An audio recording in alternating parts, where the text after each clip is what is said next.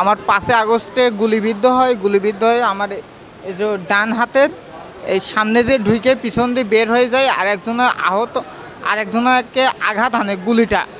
পরে আমাকে কুষ্টিয়া সদর হসপিটালে ভর্তি করা হয়। ভর্তি করার পরে 6 আগস্টে আমাকে ঢাকায় রেফার করা হয় পঙ্গুতে।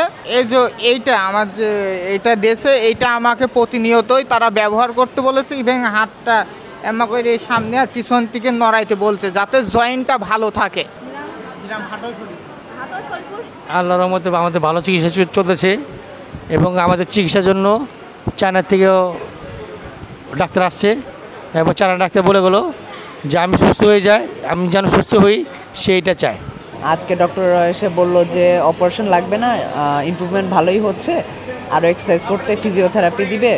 যদি বাই এনি চান্স মানে ফিজিওথেরাপিতে হয়ে যায় তাহলে তো আলহামদুলিল্লাহ, আর যদি ফিজিওথেরাপিতে না হয় তাহলে হচ্ছে অপারেশনের দিকে যাবে।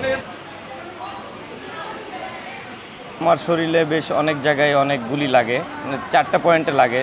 3টা হচ্ছে শর্টগানের গুলি আর একটা হচ্ছে রাইফেলেরটা তো হাড় ভেঙে টুকরো টুকরো হয়ে যায় ডান হাতে।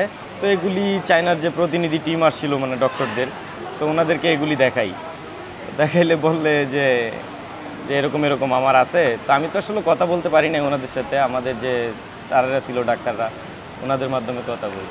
ওনারা বললো যে এগুলি বের করলে না করলে অসুবিধা নাই বা অসুবিধা হবে না। ওরা আসলে যারা অপারেশনে বাকি আছে, যাদের সিরিয়াস ইনজুর তাদেরকে দেখার পর তারা হয়তো রিপোর্ট করবে। রিপোর্ট করার পরে একটা কিছু বলবে যে কাদেরকে তারা ট্রিটমেন্ট দিবে না দিবে সেটা বলবে।